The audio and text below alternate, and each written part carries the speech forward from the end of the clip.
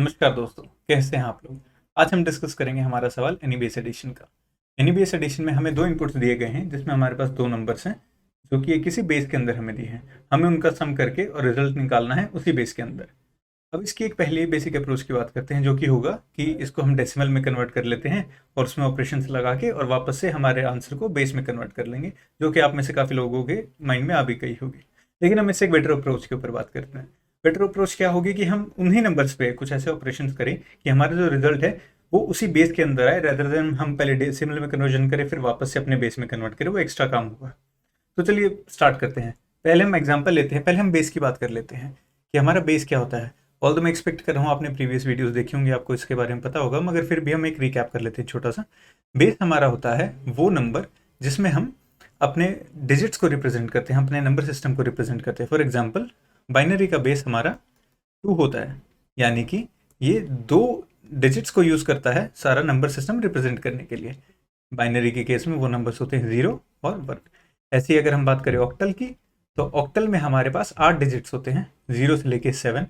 और लास्ट में डेसिमल, जो कि हम डे टू डे लाइफ में अपना यूज़ करते हैं। डेसिमल में हमारे पास 10 डिजिट्स होते हैं, 0 से लेके 9 तक। ये हमारे बेस की बात हो गई। अब एक एग्जांपल लेते हैं एडिशन का। हम डेसिमल बेस में करते हैं, वो हमारे लिए इजी पड़ता है। 187 प्लस 944। हम ये करके देखते हैं हम कैसे करते हैं। 7 प्लस 4 11 का एक यहाँ एक यहाँ, 8 जमा 4 12 और 1 13, 3 यहाँ, एक कैरी फॉरवर्ड, 1 और 1 2 और 9 11, 1131। ये हमारा आंसर आ गया। अब इस आंसर को हम ब्रेक डाउन करते हैं, हम देखते हैं ये हुआ कैसे। हम पहला लास्ट के 2 डिजिट्स लेते हैं अपने। हम कैसे करेंगे अप्रोच, हमारी लास्ट के 2 डिजिट्स हमने लिए 7 और 4, उनको हमने प्लस किया, हमारा आंसर आया 11। अब एक्चुअल में हो क्या रहा है, ये जो हमारा 11 है आंसर, इसको हम अपने बेस के साथ डिवाइड करते हैं, भाग करते हैं, जो कि इस केस में डेसिमल है तो 10 होगा। हमने इसको, ये 1 पे जाएगा 10। अब यहाँ से दो चीज़ें आई हमारे पास, एक रिमाइंडर और एक हमारा क्वोशंट। अब आप देखेंगे ये जो क्वोशंट था हमारा, ये क्वोशंट हमारा कैरी फॉरवर्ड होके अगले केस में जाता है, जो कि यहाँ पे ये गया था। और ये जो रिमाइंडर है ये हमारा आंसर का पार्ट बनता है, ये देखिए। लेकिन इसका मतलब आप समझे, जो हमारा क्वोशंट हो, जो हमने प्लस किया, अगर हमारा वो आंसर बेस से ज़्यादा हो रहा है तो नेक्स्ट प्लेस पे जो बेस, जो हमारा बेस था, जैसे कि इस केस में 10 था, यानी कि उस पोजीशन के 10 डिजिट्स मिलके अगली पोजीशन का एक डिजिट बन जाएगा। वो सारे ग्रुप होके उनका एक गुच्छा बन के अगली पोजीशन का एक डिजिट बन जाएगा। ये हमने इसके लिए किया। ऐसे ही अब हम अगले उसके लिए करते हैं। 8 जमा 4 जमा एक कैरी का, उसको ना भूलिएगा, ये हमें देगा 13। अब वही चीज़ हम 13 के साथ परफॉर्म करेंगे। 13 को हम 10 के साथ भाग करेंगे या डिवाइड करेंगे तो हमें एक क्वोशंट मिलेगा और 3 रिमाइंडर मिलेगा। ये रिमाइंडर हमारा आंसर का पार्ट बनने वाला है और ये क्वोशंट हमारा कैरी फॉरवर्ड के रूप में जाएगा, कैरी के रूप में आगे फॉरवर्ड होगा। ठीक है, लेकिन अब आप देखेंगे ये 3 यहाँ है, ये 3 एक पोजीशन शिफ्ट हुआ है आंसर में हमारी। मैं इस 3 को इस एक के साथ जमा नहीं कर सकता, वो हमें आंसर 4 दे देगा। मुझे इस 3 को शिफ्ट करना है, उसके लिए मैं क्या करूँगा, इस 3 को 10 से मल्टीप्लाई कर लूँगा। एक पोजीशन शिफ्ट करना है तो 10 से मल्टीप्लाई करूँगा और फिर 1 के साथ प्लस करूँगा, तो ये मुझे 31 देगा, जो कि मेरा यहाँ तक का आंसर है। ठीक है, अब अगला केस देखते हैं। अगला हमने प्लस किया 1 और 9 और एक कैरी का, ये हमें देगा 11। वही काम अब हम 11 के साथ परफॉर्म करेंगे।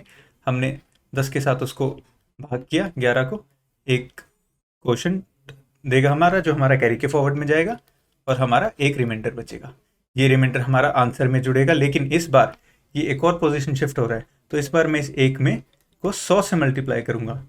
आप देखेंगे ये 100 हो जाएगा और प्लस जो ऊपर अब तक मेरा आंसर था 31, ये 131 मुझे देगा। ये देखिए 131 यहाँ तक का मेरा बन रहा है और एक मेरा कैरी के तौर पे आगे चला जाएगा। अब आखिरी में मेरे पास कुछ नहीं बचा है, एक कैरी बचा है और कुछ नहीं बचा है, तो वो मुझे एज इट इज़ लास्ट में 1 दे देगा। उस पर भी वही ऑपरेशंस परफॉर्म होने थे। 10 से डिवाइड करेंगे हम, 0 कैरी आएगा तो आगे कुछ नहीं जाएगा, 1 रिमाइंडर आएगा, 1 हमारा आंसर में जुड़ेगा। लेकिन इस बार ये वाला 1 हमें इंटू, क्योंकि इसको मुझे 3 पोजीशन शिफ्ट करना था, तो 1000 से मल्टीप्लाई होके जो प्रीवियस आंसर था प्लस 131 डेसिमल में 1131, ऐसे हमारा आंसर बन जाएगा। ये था डेसिमल बेस में। अब हम एक एग्जांपल देख लेते हैं बेस 8 में, ऑक्टल में। ताकि यही चीज़ थोड़ी बेहतर समझ में आ जाए। हम ऑक्टल बेस के लिए एक एग्जांपल लेते हैं, 236 प्लस 754, ये हमारा ऑक्टल बेस है। अब ऑक्टल बेस में ऑक्टल का मतलब 8 डिजिट, यानी कि 0 से लेके 7 तक हमारे पास डिजिट्स अवेलेबल होंगे। आइए आखिरी दो डिजिट्स को उठाते हैं, 6 और 4 को हम जमा करते हैं,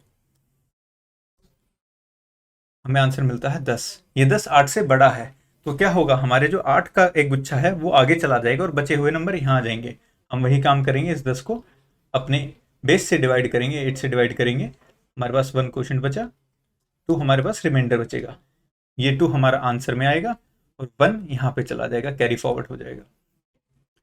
अगले केस को उठाते हैं, 3 जमा 5 और एक कैरी का, उसे ना भूलिए, ये हमें देगा 9।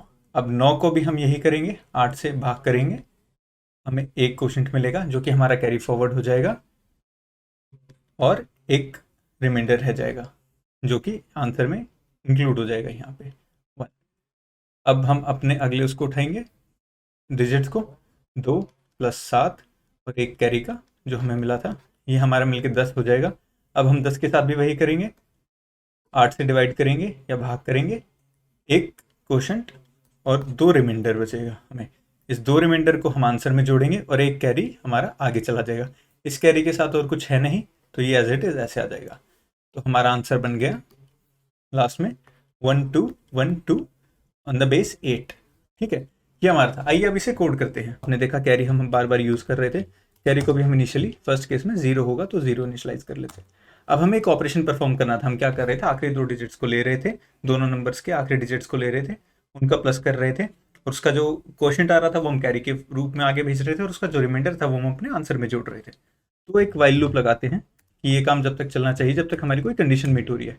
अब वो कंडीशन क्या होगी, कंडीशन होगी कि जब तक आपका एक भी नंबर बचा हुआ है, या फिर आपने देखा होगा आखिरी केस में कैरी भी बच रहा था, जब तक हमारा कैरी भी बचा हुआ है, तो अंटिल n1, जब तक n1 हमारा 0 से बड़ा है, या फिर n2 0 से बड़ा है यानी कि बचा हुआ है, या n2 आपका 0 से बड़ा है, या फिर आपका कैरी 0 से बड़ा है, यानी कि कुछ उसमें वैल्यू है।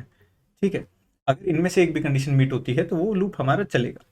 अब हम क्या करेंगे, सबसे पहले हम क्या करेंगे, हम एक इंटीजर, हम कर क्या रहे थे, हम जो भी हमारा नंबर था, सपोज मैंने 724 को प्लस किया था 826 से, तो हम सबसे पहले स्टेप कर क्या रहे थे, हम इसका आखिरी डिजिट उठा रहे थे, इसका आखिरी डिजिट उठा रहे थे, और इन दोनों को प्लस कर रहे थे, यहाँ 0 और यहाँ कैरी चला जाता। अगले केस में हम क्या कर रहे थे, हम इसका ये वाला डिजिट, अब हम इन नंबर्स को डिस्कार्ड कर देते हैं यूज होने के बाद। आप ये नहीं कह सकते डिस्कार्ड कर सकते, बेसिकली हम नेक्स्ट पोजीशन पे शिफ्ट हो रहे थे, तो हम अगर हम इसमें से ये दोनों आखिरी डिजिट्स हटा देते हैं तो नंबर हमारा 72 और 82 रह जाएंगे, उनके हम आखिरी डिजिट उठाएंगे जो कि होंगे 2 और 2।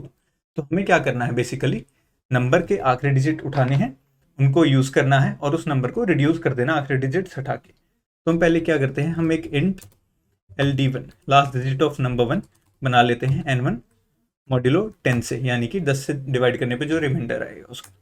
ऐसे ही एक int LD2 last digit of 2, जो कि n2 को अगर हम 10 से मॉड्यूलो करते हैं तो उस पे आएगा। अब हमें क्या करना है, इन दोनों नंबर्स को रिड्यूस भी करना, ताकि जब हम इन्हें नेक्स्ट टाइम यूज करें तो इनके लास्ट डिजिट्स शिफ्ट हो चुके हो नेक्स्ट पोजीशन पे। तो n1 equal to n1 by 10 and n2 equal to n2 by 10। I hope आपको इतनी बात समझ में आई होगी। चलिए अब आगे बढ़ते हैं।